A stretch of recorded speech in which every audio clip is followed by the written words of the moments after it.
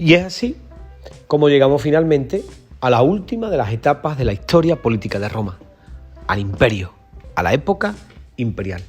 La época imperial, desde el punto de vista político, es más fácil de entender porque todo el poder se concentra en una sola persona, el emperador.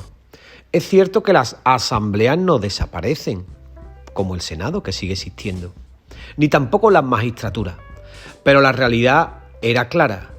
Todo el poder lo ejercía el emperador, repito. Por cierto, que el primero fue Octavio Augusto. Y entre esos emperadores, tenemos que saberlo y no hay que olvidarlo, entre los más importantes se encuentran algunos nacidos muy cerquita de aquí, muy cerquita de Cantillana, y me refiero al caso concreto de Trajano y Adriano, que nacieron en la colonia de Itálica y que, repito, fueron algunos de los más importantes emperadores de la historia de Roma. Uno de los episodios más significativos de la historia de Roma, como ya venimos diciendo, fue su expansión territorial. Esa expansión territorial que le hizo pasar de ser una mera aldea en el centro de Italia a convertirse en un gigantesco imperio. Como imaginaréis, no ocurrió todo de la noche a la mañana, sino que el proceso se produjo en distintas etapas. Nosotros vamos a focalizarnos en la etapa republicana y en la época imperial. Durante la República, y una vez que Roma consiguió en primer lugar dominar toda Italia, digo que durante la República Roma consiguió expandirse tanto a Occidente como a Oriente. A Occidente se van a encontrar como principales enemigos a los púnicos, a los habitantes de Cartago. Se produjeron las famosísimas guerras púnicas y en ellas los romanos triunfaron, vencieron. Escipión el africano derrotó al famoso Aníbal. Y es así como Roma se extendió hacia el norte de África y también, por ejemplo, hacia la península ibérica, lo que hoy es España y que ellos llamarán Hispania. Los romanos, por otra parte, también se extendieron hacia Oriente, conquistando la tierra de los griegos, la tierra de los macedonios, incluso llegando más allá, a Siria y Egipto. Así las cosas, prácticamente toda la orilla del Mediterráneo fue dominada por los romanos. Tanto es así que estos llamaban al mar Mediterráneo Mare Nostrum, es decir, nuestro mar.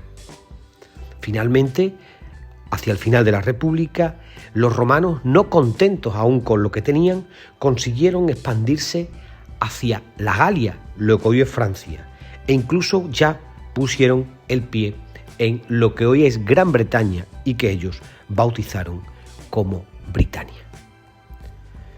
Llegado ya a época imperial, continúan las expansiones territoriales.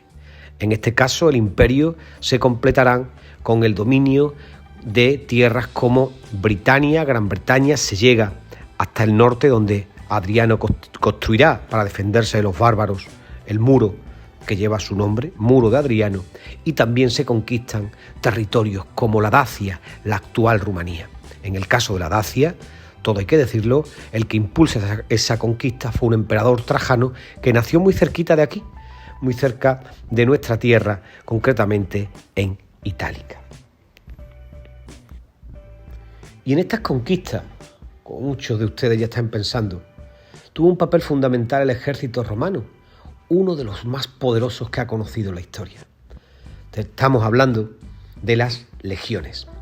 Esas legiones que perfectamente organizadas, perfectamente pertrechadas y equipadas, van a ir conquistando territorio tras territorio, prácticamente sin que nadie se le ponga por delante, al menos hasta el siglo III, IV después de Cristo. Las legiones romanas, por cierto, fundaban allí donde iban sus campamentos, los famosos castrum, muchos de los cuales dieron origen con el paso de tiempo a lo que hoy son ciudades. El ejemplo más claro en España que tenemos es el de la ciudad de León, que no se llama así porque fuese fundada por un león ni nada parecido, como entenderán, sino porque tuvo su origen en un campamento de la legión romana. Y terminamos recordando algo que nos enseña la historia, y es que no hay imperio que 1000 años dure. Así, el Imperio Romano acabaría desapareciendo. Todo comenzó a partir de finales del siglo III. Entonces, una terrible crisis comenzó a afectar al Imperio Romano.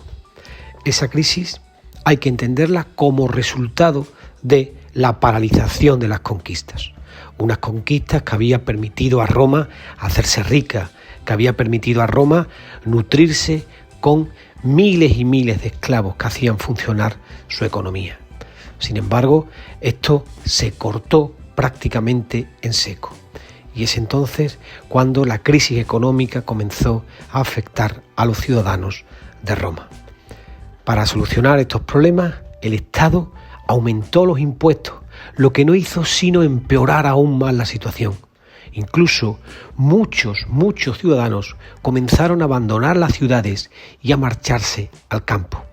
Además, tenemos que tener en cuenta que aumentó la inseguridad y la violencia, e incluso las luchas entre los militares romanos comenzaron a producirse. Tantos eran los problemas que hubo un emperador, Teodosio, quien a finales del siglo IV se le ocurrió una brillante idea: dividir el imperio. Si son muchos los problemas, pues estos se dividen.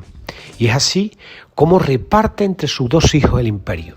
Por una parte, el de Occidente, con capital en Roma, y por otra, el de Oriente, con capital en Constantinopla. La idea, aunque inteligente podemos pensar, sin embargo, no surtiría efecto, no solucionó los problemas de Roma, que finalmente acabaría cayendo en manos de los pueblos bárbaros, unos pueblos bárbaros que, asentados en el norte de Europa, más allá del limes, acabaron cayendo sobre el Imperio Romano de Occidente e incluso saqueando Roma. Y hasta aquí hemos llegado con nuestro fascinante viaje por la historia y la civilización romana.